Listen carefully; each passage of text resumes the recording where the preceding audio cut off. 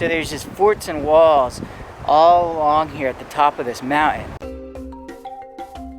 I'm in Genoa on the Italian Riviera.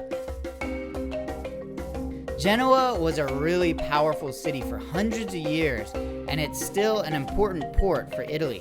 Lots of famous explorers come from here, like Christopher Columbus, who discovered America. When the Roman Empire fell, most of Europe was eventually controlled by huge empires like the Holy Roman Empire, the Ottoman Empire, and many more. But unlike the rest of Europe, Italy split into different powerful city-states, cities that ruled their land like an independent country. Genoa was one of them. You might recognize some others like Milan, Venice, Florence, Pisa, and more. Today these are just cities in Italy, but back then they are more like separate countries. All these city-states and empires fought over land. If someone had a big army and wanted some land, they would just take it, often by force. They'd go to war and invade. Cities needed to build defenses to protect themselves from armies that wanted to take the city. Genoa is lucky to have a natural ridge that surrounds the city in its circular bay. It was the perfect place to build defensive structures. Throughout the Middle Ages and beyond, they built a network of forts and walls that helped keep out invading armies.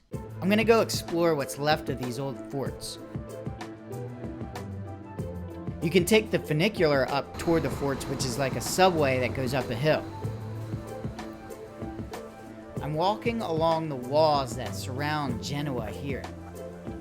Walls stretch for hundreds of meters in that direction, and I can see more turrets that way.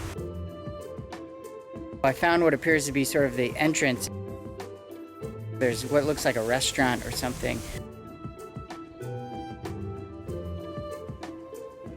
I found Fort Sperone. I want to try to get closer.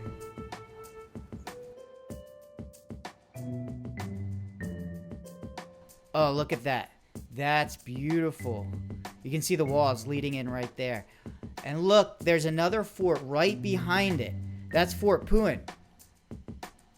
Oh, this is cool. If you look closely, you can actually see 4 forts right here. In front is Fort Sperone, then Fort Puen, then back further is Fratello Minore, and way back in the back is Fort Diamante. You can actually walk to all these forts if you have enough time. Down there you can see the city of Genoa, nestled at the bottom of the mountains. Up here on top of the ridge, you can see an approaching army from way off. Imagine you're a soldier in a fort up here and you can see an invading army marching way down there toward you, and it's your job to stop them. So you just start blasting cannons at them from up here in the fort. I would not want to be down there during that. It would be really hard for an invading army to get to the city if they're being blasted from the top of this ridge the whole time. The forts were built with really thick walls, so if a cannonball or other big artillery shell or whatever hit them from below, it wouldn't collapse.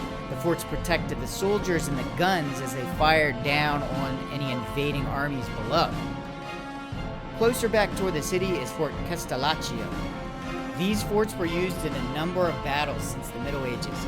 They were even used during World War II to mount anti-aircraft artillery and to house troops and supplies. These days, the forts aren't needed for protection because there aren't huge armies and empires roaming around conquering land like in the past. Which means now you can come up here and go for a nice hike and see some nice views and explore some old forts.